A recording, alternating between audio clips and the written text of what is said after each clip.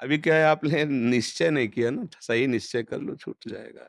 सही निश्चय कर लो, कुसंग छोड़िए, ये सब बेकार की चीज़, इसमें कुछ नहीं रखा हुआ है। तो अगर ये भ्रम बैठा हुआ है कि आपको मांस से ताकत मिलती है, तो नहीं, ये भ्रम है आपको। ऐसा लगता है कि जैसे शराब आद पीने से आनंद आता है, ऐसा नहीं, भ्रम है। आप देखिए, क्या आनंद आता है? तुम्हारे लीवर खराब हो रहे हैं, तुम्हारी बुद्धि भ्रष्ट हो रही है, तुम्हारा धन खराब हो रहा है, उससे कोई स्वास्थ्य बढ़ता है क्या?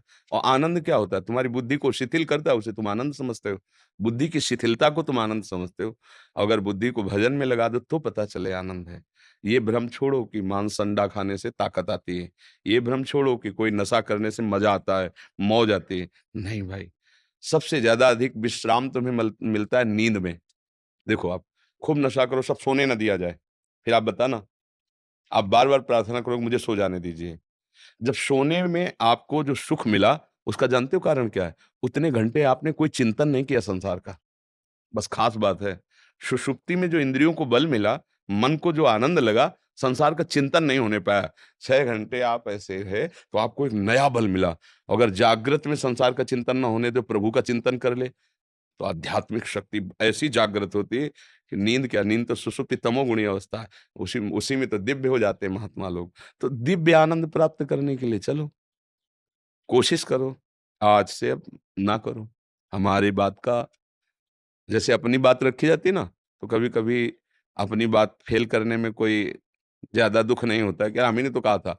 पर संतों के पास, तो अगर आप संत मानते हैं हमें, भगवान का दास मानते हैं, जन मानते हैं, तो हम आपसे कह रहे हैं, आज से पीना बंद कर दो, मांस खाना बंद कर दो।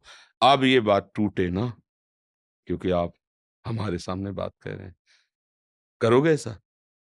हैं? हाँ, यही बात ध्यान रख लेना। किसी से दोस्ती की जाती तो बात मान ली जाती है।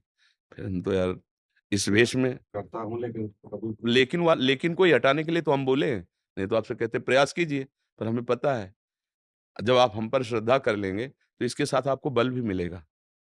पर आपकी परीक्षा होगी। प्रियजनों के द्वारा आपको प्रेरित किया जाएगा।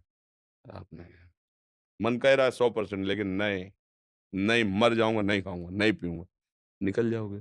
अगर ये लगा कि यार जब ये कह रहे हैं तो कभी-कभी की तो बात है, क्या नुकसान है इसमें? फिर फेल हो जाओगे। ये बात मान लीजिए। नहीं ना? है? पक्का? यार दोस्ती कर लो तो हमारा तो कोई दोस्त ही नहीं बनता। सब अपने मन के दोस्त बनते हैं।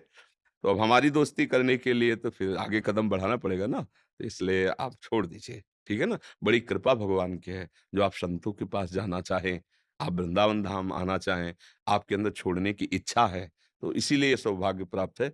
आप छोड़िए और आगे बढ़िए। अरे देख तो लिया ही, अब थोड़ा और देखिए, आगे देखिए, इसके आगे आनंद क्या होता है? पर ये मन है, बहुत बेईमान है, भगवान को भी कोने में रख देगा, संत और गुरु की तो बात जाने दो। इसलिए हिम्मत रखना, तोड़ना नहीं हमारी बात, ठीक है?